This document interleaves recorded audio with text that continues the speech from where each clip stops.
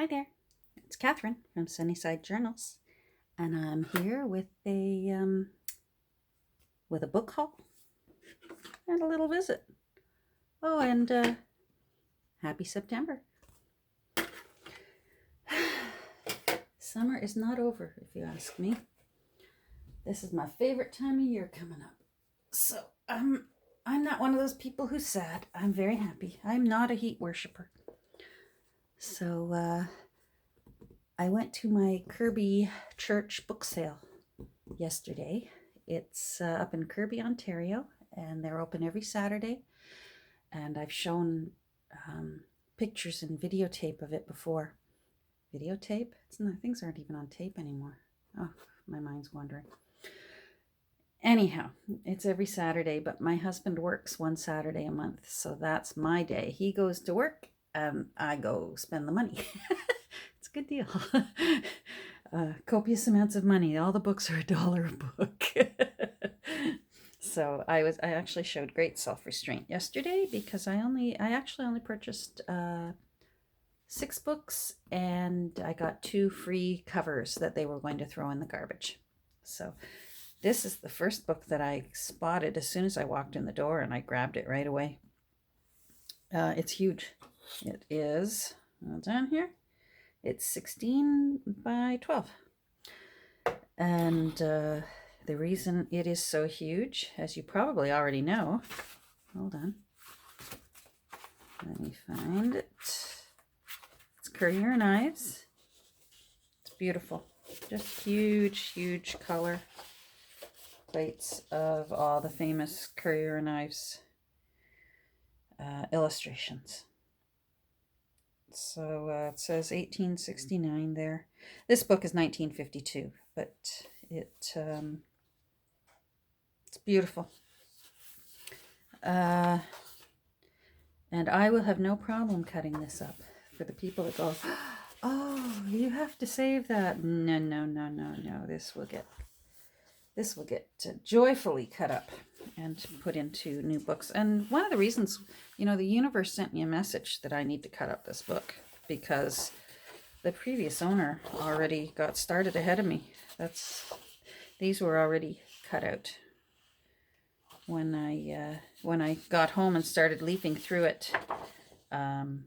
Somebody had beat me to it, so that was the universe telling me, cut up the book, which I will.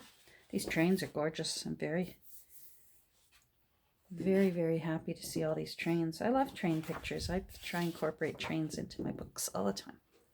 So that's the first book that I got, $1. It's such a great little sale. It no matter the size, big or small. Oh, here's my free covers that I got. This little one here is actually Charles Dickens' Little Dorrit. I love that story. This is volume 2 of Little Dorrit. I love Charles Dickens,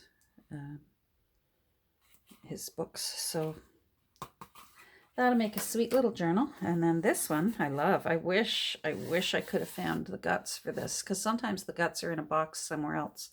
As I've explained, the insides go to the recycling and the covers get burned. Look at these end papers. Aren't they beautiful? Wow. I bet the book had color illustrations in it. But I'll work my magic with it. I got this one, Louisa May Alcott, Rose in Bloom. That's the dusk jacket, which is quite pretty. I'll do something with that. And even the cover itself is quite pretty. These kind of covers always get my mind going, because sometimes I like to leave them plain and just elegant in their own way, and sometimes I do like to embellish them. So I'm not sure yet what I'll do with that one. The next one, the title made me giggle. Perfect Womanhood. Yes, ladies. Apparently it's achievable, and this book will tell us how. Even there's an elderly gentleman that always checks me out when it's time to pay. And even he picked that up and he went, "Oh my." He said, "That's a curious title, isn't it?" So, Perfect Womanhood according to David Watson. And I noticed here, it just gets better and better. He dedicated it to his wife, that lucky girl. Hopefully she achieved it for him. Oh, I'll have fun with that one. I love this one. It's a volume from an encyclopedia of lands and peoples, and it's actually the volume on Canada and the United States, which I love because most of my family is over here now. I mean, obviously I've got ancestors or descendants or umpteenth cousins still around the world. Ireland and England, my ancestors are from. But everyone I love is already over here, and they're either in Canada or they're in the U.S. I got lots of family in the U.S., but most of us are here in Canada. Anyhow, this one's dandy. I'm really excited to make something fun out of this. It's got some great black and white photos in it.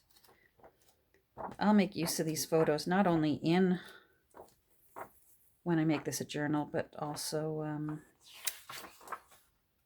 in other books. It's just great. Oh, is that my hometown? That looked like, yep, Queen Elizabeth Way, Toronto to Niagara Falls.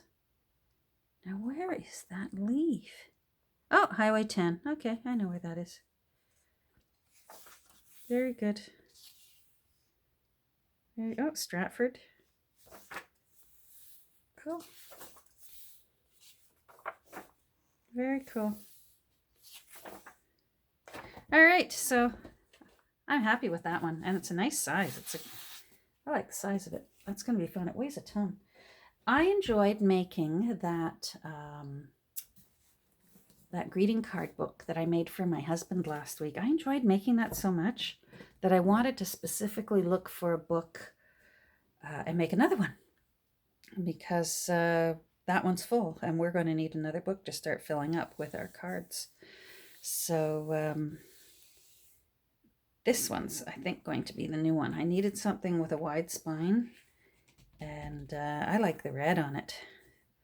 So this is going to be, I think, our new card book for our anniversary and our Valentine's cards that we give each other. It's got some really neat illustrations in it, but the pages are quite, they're really tissue paper thin. I'm not sure if I will do anything with these pages, although that's a cool illustration.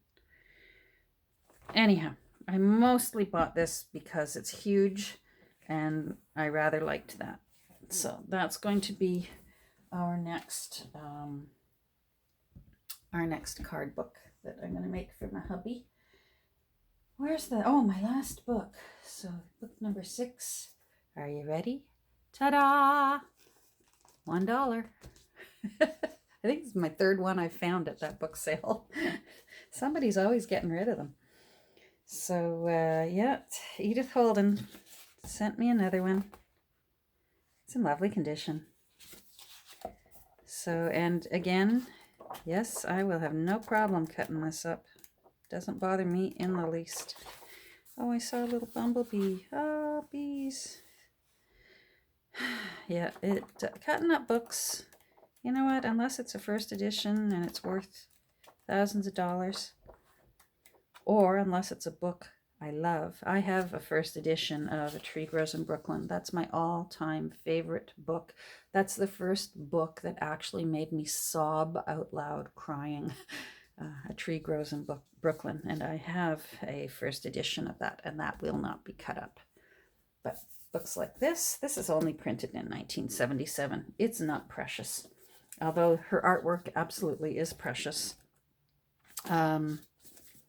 These copies, they're everywhere, people. Don't worry about cutting up an Edith Holden, or buy yourself 2 copies. Cut one up and keep one if you love it that much. That's there we go. I'll get off my soapbox now. Advice from Catherine: cut up the books. Have fun. Cut up the books. Life's short. Make your artwork and cut up the books. This is what I did last week. I know that we're going to start running out of our nice weather soon where I live up here on the north shore of Lake Ontario. So I tried my best to just focus on legal size paper so I can make leaves for signatures. So I did mostly, well, they were white when I got started. I tea dye. I used up the last of my mom and dad's red rose tea, and I had to get into my Tetley. My mom and dad and my gran and granddad, they were big lovers of red rose tea, which is a Canadian tea. And when my mom and dad moved into a beautiful assisted living here in my little town, they make the tea for them, so they didn't need their boxes and boxes of tea that they had in storage. Well, it is just now that I'm finishing up. So that was 4 years ago. I am just now finishing using up their red rose tea. I don't drink the red rose tea, much as I love it. Don't tell the other Canadians, but it's not my favorite tea flavor-wise. I find it quite, the tannins are high. It's quite bitter. It's got sort of a dry aftertaste. Anyhow, so most of these are, oh, and this is where I experimented. Look at the difference in shade here. When I use my big 8-cup Pyrex measuring cup to get my tea ready. And here is when I use 6 tea bags. And this is where I only used the last 4 tea bags. So look at the difference in shade that 2 tea bags makes with the paper. 4 tea bags and 6 tea bags. So I thought that was rather interesting. Now I know that I do prefer a darker, but that will still make some variety because it still looks old and it still achieved what I wanted. And then of course I did my beloved ledger paper. I did a few sheets of it. Ledger paper comes very close to almost how much I love index cards, but not quite. But it certainly is a close second to my passion for index cards, is my passion for ledger paper in journals. And I've said it before, and I'll say it again. I like it because it doesn't matter what way you fold it, you've got lines that you can write on. And I always do better when I can write on lines. So that was all my tea dyeing from last week, and I'm still going to tea dye this week. I'm really determined to try and get a winter stash worth of tea dyeing done so that when I'm a shut-in this winter, when the snow is up to our eyeballs, I will have paper ready to go. This is what I was working on yesterday. I got a free book a while back from my little bin at the store, the thrift store where I get they weigh it, they put it on scales. Often they will have a box outside the door that just says free books, and I found this book called The Noose, and so I grabbed it because I like books that have curious titles, which is one of the reasons why I grabbed Perfect Womanhood. So I thought The Noose, maybe that could make a interesting junk journal. But I since decided, I was cleaning out my studio as well this week and trying to clear out some books that I know I'm never going to use. So I decided The Noose needed to get redonated. So I gave the book back, but I kept the dust cover because on the back, I've already cut it up. The page is gone from the back of the dust cover. There were all kinds of little tiny books that I've already started making. I'm addicted to making these these little charms. So I've been working on those. I glued them onto a really thick cardstock. I can't bend that. And so these are all murder mysteries. Agatha Christie, the Mayfair Mystery, the Terror. So I was working on that last night just to have a little bit of a change. Oh, you know what? I realized I tea-dyed some other papers and I wanted to show it to you. Because I thought it was interesting. Hold on. as I said, my theme last week for my tea dyeing, hold on, I'm back, was ledger paper. And I got these ledger papers, a stack like that thick, months and months and months ago at my thrift store. Everything's thrifted. And so I tried for the first time tea dyeing it last week, and I love it. It came out a really bizarre color, but I really like it. I thought that turned out really neat. So I'm going to, I think for this week, I'm going to work on trying to get through a good chunk of the rest of these blue ledger papers and tea dye them for the winter. I'm looking around here and seeing what else. I don't think there's anything else. I think I caught everyone up. I'm going to start working on this again, this little baby, because I haven't gone any further on it. Last week just got out of my control, and before I know it, it got away from me. So, Guide to London. I'm going to turn off my camera here, and I'm going to get to work. Thanks for visiting, stopping by, and listening to me chatter on. I appreciate it, and I hope everyone has a good first week of September. Bye.